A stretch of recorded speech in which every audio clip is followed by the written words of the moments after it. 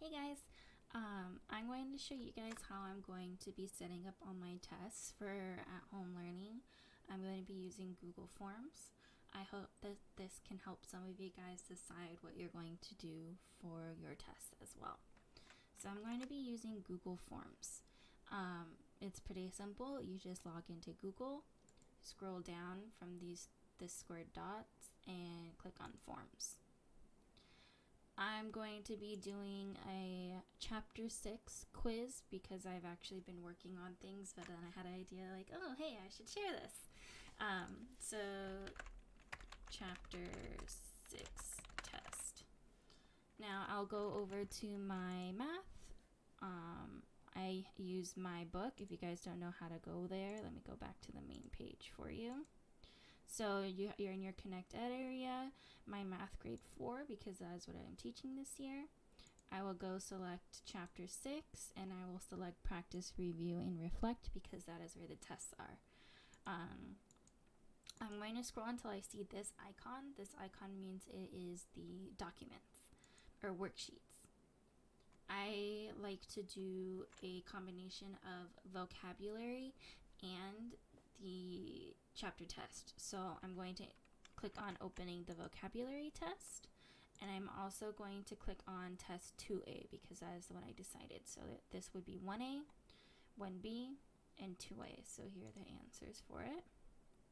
If you decide you want to add the standards, you would just click this cog here and hover over standards and it'll pull it up.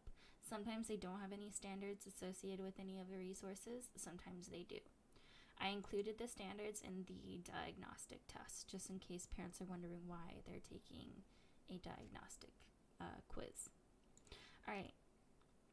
First things first, you want to go up to this cog right here and click settings. I pretty much keep the regular settings, except I click limit to one response, meaning that kids can only take it one time.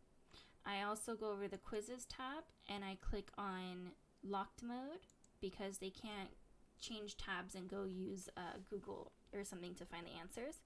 And I decided to turn on manual review, and I'll explain why in a second. So for question 1, let's say that I'm going to start with vocabulary. What I'm going to do is highlight question 1, and I'm going to use Control C. That is a quick key on your keyboard for you to copy. And then Control V is paste. Now it didn't add the underline, so I'm going to add it there. Now if I wanted to do multiple choice, let's say multiple choice wasn't selected here, I would just go select it. Option 1, let's look at the vocabulary they used. Let's do remainder, divisor, and then dividend. Remainder, I would just press the down arrow or click for option 2. Divisor, dividend. Oops. Now, in order, and you could do more than 3 options. This is just if you wanted to do multiple choice. And then I'll show you the way that I do it. To select the answer key, you would click on that, select the answer that you want them to have correct or that is correct, and then assign points. If you don't want to do points, you don't have to. I just assign 1 point. You're going to want to make sure that this is always required. The reason being is that students must complete every single question before they submit the test. If you don't have the required, they can skip questions and then it'll be a mess just having them go back and do it. I personally, for vocabulary, have been doing it a different way. I've been having them do it as short answer. So I'll show you how that's going to work. You click this plus, it'll pop down another question down here. Let's say I'm doing the same question. Let me add that line again. Now, I would click short answer.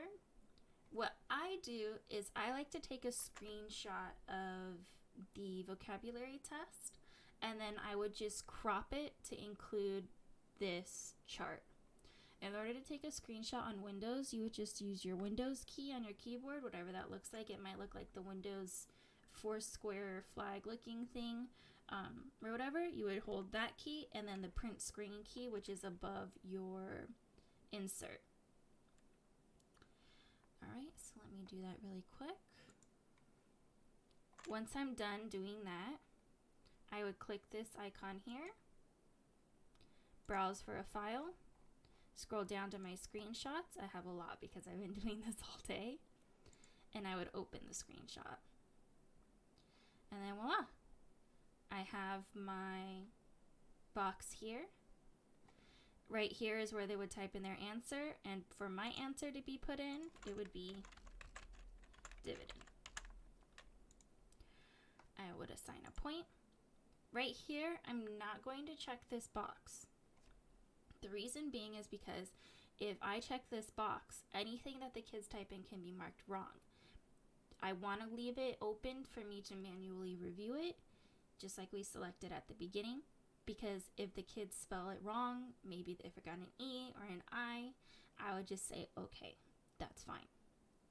When I'm done with that, I would just click done. Now, normally this is what I do at the beginning. I'll put all the vocabulary up top, and then right below it, let's say I'm done with the last vocabulary word, I just add another question. Now let's look at the test 2A. I would just highlight again, Control C for copy, Control V for paste. Sometimes it changes the short answer. Don't be worried, just go back and select multiple choice. Option 1, where'd they put? 9 remainder 9. The next option they put was 10, then 11, then 12. Go back, double check the answer is D.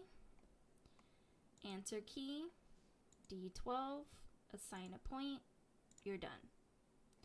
I've been doing this for all the diagnostics at the beginning of the chapter tests, as well as the end of chapter tests. The reason I'm doing the diagnostic is because I want to gauge student learning, previous knowledge or prior knowledge, and see where my students are at. I think this will help a lot with online and distance learning because you'll make sure to go back and review whatever needs to be reviewed. So yeah, I'm going to end up making a tutorial showing you how I record things like this with a software. Hopefully I'll get that done soon, but I just wanted to get this out to you guys in case you were also starting to plan. If you wanted to share with friends, you can either send, or if you have a shared file or Google Drive file, you would just make a copy and locate where your drive is. For example, I would be sharing it with my 4th grade team, and I would just put it in that drive. Alright, I hope this helps you guys. If you have any questions, don't hesitate on emailing me or texting me if you have my number. Bye guys, I hope you're staying safe.